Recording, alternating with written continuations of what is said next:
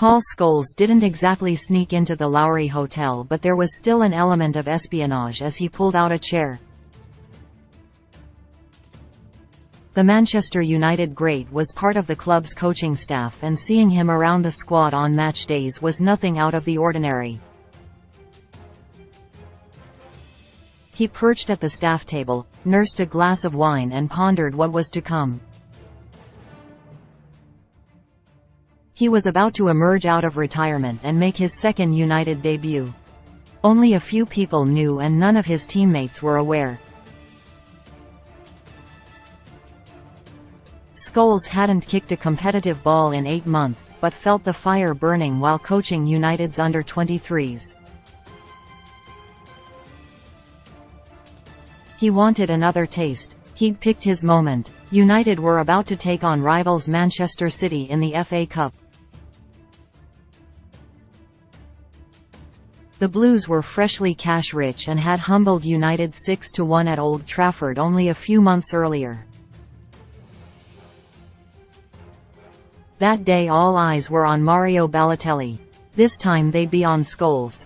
As a player he wasn't comfortable with the limelight, preferring to let his feet do the talking. He was about to find out if they still could. "I think I trained once with the first team before I came back in January 2012, said Scholes, when reflecting on his return in an interview with BT Sport. "I had to sort some boots out, so I went down to the local shop and bought a pair of cheap boots for £50 because I hadn't got a sponsor. We couldn't let Nike know because it'd be obvious I was coming back." Scholes spoke with Gary and Phil Neville, then approached long-term assistant manager Mike Phelan. Eventually, he knocked on the manager's door. Scholes said, "I went to see Mick and he said it was a great idea, so the day after, nervous, I knocked on his, Sir Alex Ferguson's, door and said I was thinking of coming back, and he said great straight away. Let me ring David Gill and we'll get your contract sorted out." Contract signed, cheap boots purchased. Scholes was all set. He traveled to the hotel the night before and his return was still under wraps. The squad didn't find out until Ferguson named the team in the Etihad dressing room, with Scholes among the subs.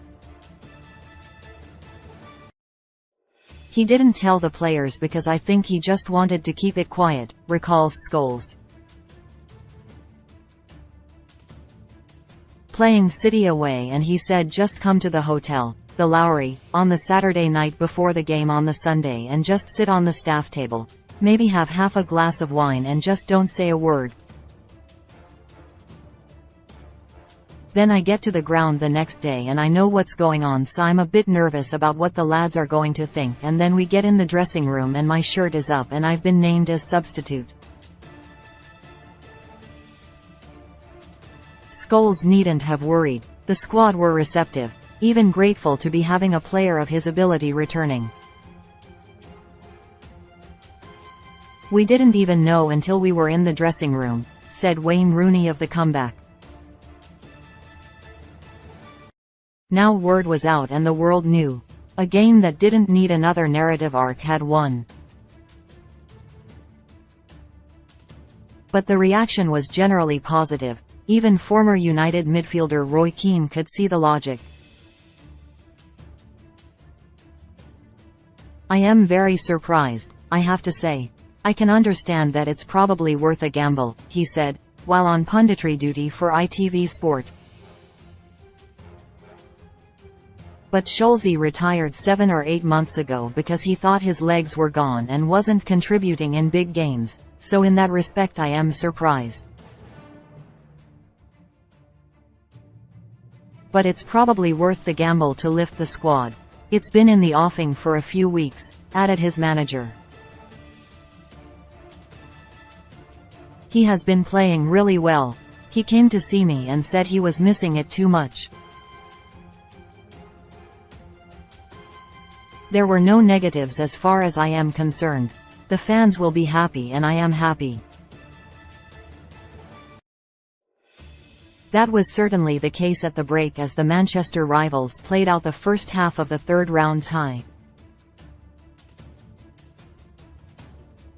United were 3 up and City were down to 10 men. Rooney had netted twice, either side of a Danny Welbeck effort, and Blues captain Vincent Kompany had been sent off. Alexander Kolarov pulled one back early in the second half before Scholes was introduced on the hour. He didn't get the start he wanted. A poor pass allowing Sergio Aguero to reduce the deficit to 1 with a quarter of the game still to play. "I gave a goal away and I thought, what am I doing here?" added Scholes. "I remember David Platt was a coach under Roberto Mancini and I am warming up and I was about to go on for the last half an hour and Platt said to me, 'What the hell are you doing?' At that time I thought, what am I doing here? But then I gave a bad pass for a throw-in and Aguero nipped in to score and you start to panic and I'm thinking, what have I just done?" United saw out the contest, and Scholes went to make a further 20 appearances that season, earning a new 1-year deal. Now, 11 years on from the last time the Manchester rivals met in the FA Cup, they meet in an historic Wembley final. This time Scholes can sit back and watch it all unfold, perhaps with a glass of wine in hand. Now